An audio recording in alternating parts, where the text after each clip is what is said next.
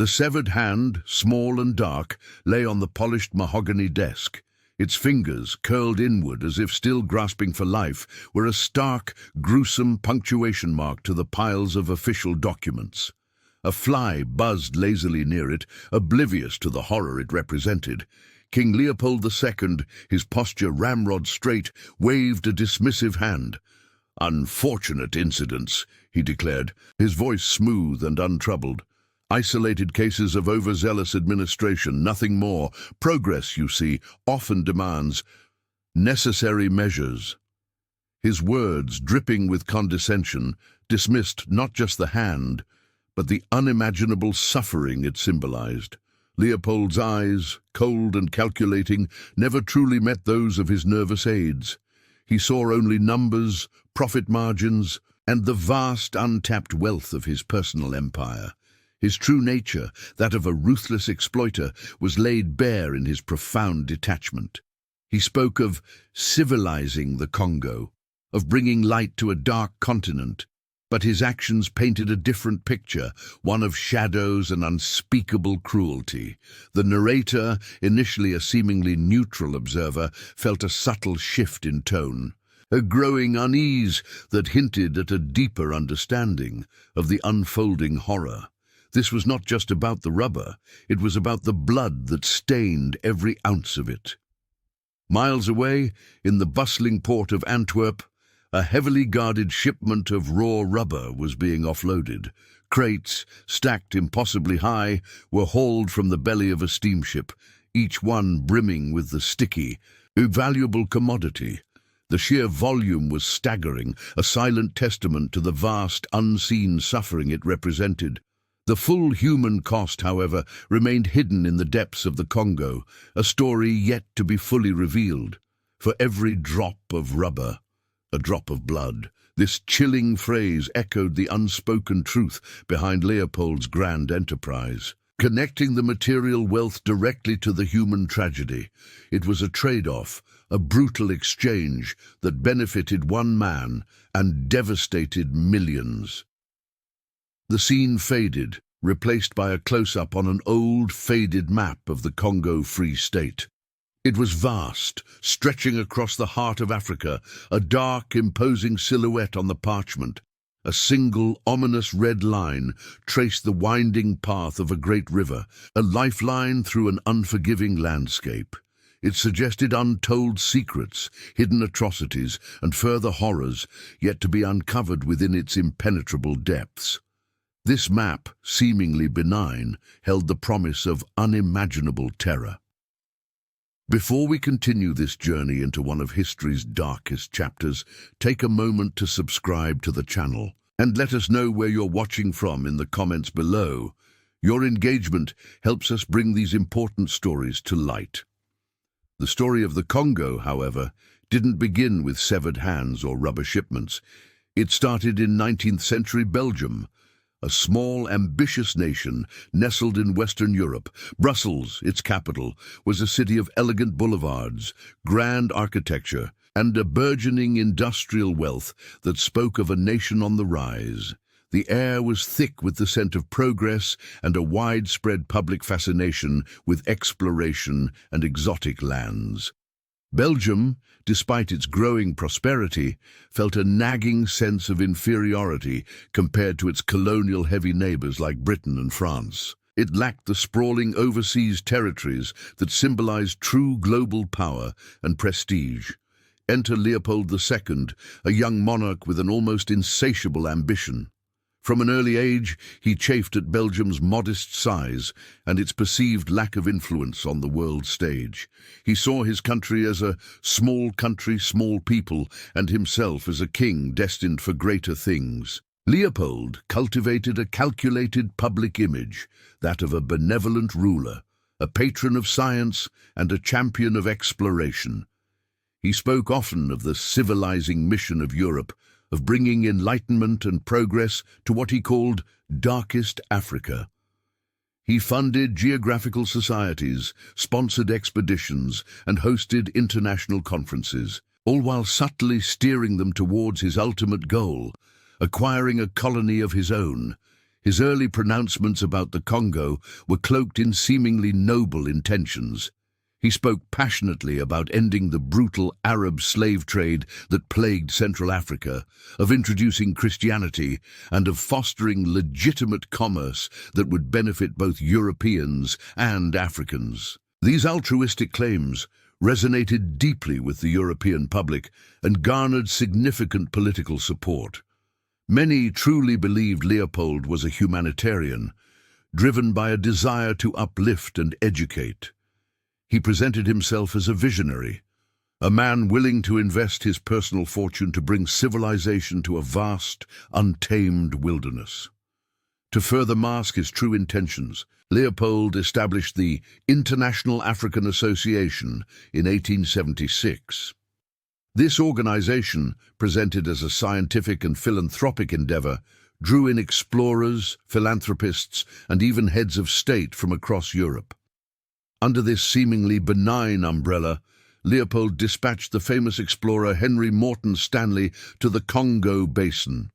Stanley, fresh from finding David Livingstone, spent years mapping the Congo River, establishing trading posts, and signing treaties with local chiefs. These treaties, often misunderstood or signed under duress, effectively handed over vast tracts of land and sovereign rights to Leopold's association. Through clever diplomacy and a relentless public relations campaign, Leopold managed to gain international recognition for his association's control over an enormous territory in the heart of Africa, an area 76 times the size of Belgium itself. Yet even in these early days, beneath the veneer of humanitarianism and exploration, subtle tensions began to emerge. Reports from explorers, while generally positive about the potential of the region, occasionally hinted at the immense logistical challenges of navigating the dense jungle and the difficulties of managing the diverse native populations. There were mentions of local resistance, of unfamiliar customs, and of the sheer scale of the unknown. The vast, untamed nature of the African interior, its impenetrable forests and powerful rivers, created a sense of isolation. This isolation, combined with the immense distances from European oversight, would soon prove to be a breeding ground for unchecked power and unimaginable abuses. The stage was being set for a tragedy of epic proportions, hidden from the world by Leopold's carefully constructed facade. The stage was indeed set, and the cracks in Leopold's carefully crafted facade began to show almost immediately after he secured his personal claim over the Congo. The veneer of philanthropy and scientific exploration quickly dissolved, revealing the true nature of his enterprise: a brutal, single-minded pursuit of wealth. The turning point, the moment Leopold's personal ambition was officially sanctioned by the world, came at the Berlin Conference of 1884–85. There, European powers, eager to carve up Africa for themselves, legitimized Leopold's control over the vast Congo Basin. They recognized his Congo Free State not as a Belgian colony, but as his private domain, answerable to no one but himself. This seemingly legitimate act, signed by all the major European nations, gave Leopold unchecked authority over millions of people and an immense territory, transforming a benevolent-sounding association into a personal kingdom of exploitation. The primary driver behind this rapid transformation was a seemingly innocuous natural resource: wild rubber. As the Industrial Revolution boomed in Europe and America, the demand for rubber exploded. It was needed for bicycle tires, early automobile tires, electrical insulation, and countless other new products. The Congo, with its vast rainforests, was rich in rubber vines, a natural gold mine waiting to be tapped. This immense global demand created an irresistible economic pressure, turning Leopold's attention from any pretense of humanitarianism to a singular focus on rubber extraction. The dream of civilization was replaced by the nightmare of quotas, To enforce these quotas and establish his absolute control, Leopold created the Force Publique, his private army. It was a brutal, multi-ethnic fighting force, commanded by European officers, but largely composed of Congolese soldiers, often conscripted or coerced from different regions. Their primary role was not defense or peacekeeping, but the ruthless enforcement of Leopold's economic demands. They were the muscle behind the regime, the instruments of terror that would ensure the rubber flowed. The indigenous communities of the Congo, initially promised trade and protection, quickly found themselves subjugated. The humiliations and broken promises began almost immediately. Leopold's administration imposed taxes, but not in currency. These taxes had to be paid in rubber or ivory, forcing entire villages into relentless labor. Men, women, and even children were sent into the dense, dangerous rainforests to collect rubber, often for days or weeks at a time, neglecting their own farms and families. Failure to meet these impossible quotas resulted in severe punishments, swiftly escalating from beatings and imprisonment to the burning of villages and the taking of hostages. It was during these early, brutal years of the Force Publique's operation that the insidious logic behind the severing of hands began to take root. European officers, far from any meaningful oversight, were given ammunition for their soldiers to maintain order and enforce quotas. To prove that this ammunition was not being wasted on hunting or rebellion, soldiers were required to present the hand of a victim for every bullet spent. This policy, initially intended as an accountability measure for ammunition, quickly devolved into a horrifying practice. When rubber quotas were not met, or when communities resisted, soldiers would simply cut off the hands of Congolese men, women and children as proof of their efficiency, and to terrorize others into compliance. The mutilated hand we saw earlier, lying on a colonial administrator's desk, was not an isolated act of barbarity, but a systematic horror, a direct consequence of Leopold's insatiable quest for rubber and the brutal mechanisms he put in place to get it. The Congo Free State, under Leopold's personal rule, was rapidly becoming a vast, open-air prison, funded by the blood of its people. The systematic brutality in the Congo intensified with each passing month. Life for the Congolese people under Leopold's rule became a daily struggle against pervasive fear and relentless suffering. The rubber quota system, the engine of this terror, demanded the impossible. Villagers, men, women, and even children were forced into the dense jungle for weeks on end, neglecting their farms, homes, and families. They had to collect unimaginable quantities of rubber from wild vines, often climbing high into trees or cutting through thick undergrowth, their bodies ravaged by insects and exhaustion. Failure to bring back the required amount meant swift and brutal punishment. The Force Publique perfected its tactics of intimidation. Raids on villages became commonplace. Soldiers would sweep through a community, burning homes to the ground and destroying crops. But the most insidious tactic was the taking of hostages. Women and children were seized, locked in stockades and starved, their fate directly tied to the rubber production of their husbands and fathers. This psychological terror was designed to break the will of the people, to ensure that no matter the cost, the rubber quotas would be met. The cries of hungry children and the desperate pleas of mothers echoed through the humid air, a constant reminder of the regime's cruelty. To oversee the rubber collection and ensure compliance, Leopold's administration deployed local sentinels. And these were often Congolese men, armed with rifles, placed in charge of small communities or collection points. Given unchecked authority and the power of life and death, many sentinels became tyrants themselves, inflicting even greater brutality than the European officers. They were the visible face of oppression, often demanding extra payments, food, or women, and enforcing quotas with extreme violence. A sentinel's word was law, and their presence ensured that the cycle of fear and exploitation continued without respite. The lush Congolese landscape, once a vibrant place teeming with life and culture, now reflected the despair of its inhabitants. The oppressive humidity hung heavy in the air, a constant suffocating blanket. The dense, unforgiving jungle, which had once provided sustenance and shelter, became a place of forced labor and hidden horrors. Every rustle in the leaves could signal the approach of the Force Publique. The sounds of distant gunshots or the muffled screams of victims became part of the everyday soundscape, a chilling backdrop to the relentless pursuit of rubber. The rivers, once arteries of trade and life, now carried the heavy burden of stolen resources and, sometimes, the bodies of those who resisted.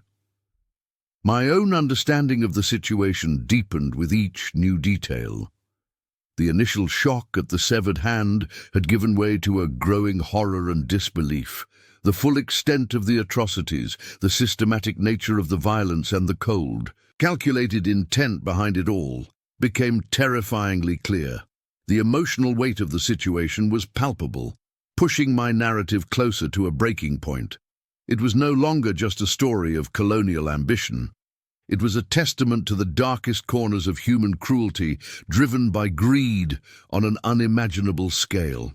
The world needed to know what was happening in the heart of Africa, a tragedy unfolding in plain sight, yet largely ignored by those who benefited most. The silence of the international community was almost as deafening as the cries of the victims. The silence of the international community, however, was not destined to last forever.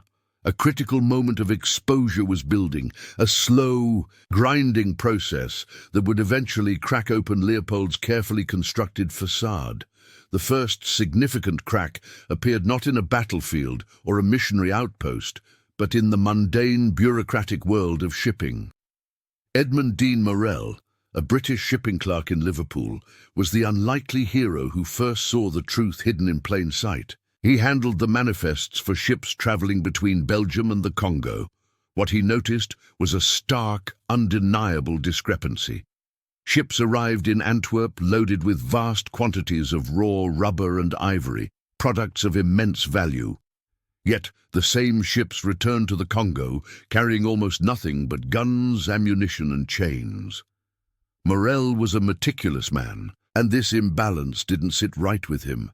If the Congo was a thriving trade partner, a source of such riches, why were there no reciprocal goods, no manufactured items, no textiles, no tools flowing back into the region? The only things going in were instruments of control and coercion. He realized with chilling clarity that this wasn't trade. It was pure extraction, fueled by forced labor. Morrell resigned his comfortable job and dedicated his life to exposing Leopold's atrocities, becoming a relentless, investigative journalist and activist. His seemingly mundane discovery was the catalyst for a global movement. His efforts were bolstered by an official report that shook the British Empire. Roger Casement, a British diplomat, was sent to the Congo in 1903 to investigate the growing rumors of abuse. Casement's report was devastating. It detailed first-hand accounts of mutilations, mass killings, and systematic cruelty, backed by credible testimonies from the Congolese people themselves. He described villages depopulated, fields left fallow, and a population living in constant terror. The report, meticulously documented and soberly presented, sent shockwaves through British society and the international community. It was harder to dismiss an official government report than the passionate pleas of a shipping clerk. Adding to the mounting evidence were the brave actions of missionaries, particularly American and British, who had been sending letters and photographs back home for years. These individuals, living among the Congolese, had witnessed the horrors firsthand. They documented the severed hands, the emaciated bodies, the burned villages, and the despair in the eyes of the people. Often at great personal risk, they smuggled out their raw, unfiltered accounts, providing undeniable visual and written evidence that contradicted Leopold's denials. These images, printed in newspapers, brought the grim reality of the Congo into living rooms across the world. The global outrage was further fueled by influential writers like Mark Twain. Twain, known for his sharp wit and moral indignation, penned King Leopold's Soliloquy, a scathing satire that brilliantly exposed the king's hypocrisy and barbarity to a wider, more literary audience. He imagined Leopold lamenting the exposure of his crimes, trying desperately to maintain his image as a benevolent ruler while the truth unraveled around him. Leopold, meanwhile, was fighting a desperate rearguard action. He frantically attempted to discredit the reports, labeling Morel and Casement as unreliable agitators, the missionaries as biased religious fanatics, and Twain as a naive idealist. He poured money into propaganda campaigns, bribing journalists and politicians to publish favorable articles about his civilizing mission. But his denials became increasingly hollow, his position on the international stage more isolated. The sheer volume and consistency of the evidence against him were overwhelming. This growing global condemnation coalesced into a powerful force, the Congo Reform Association.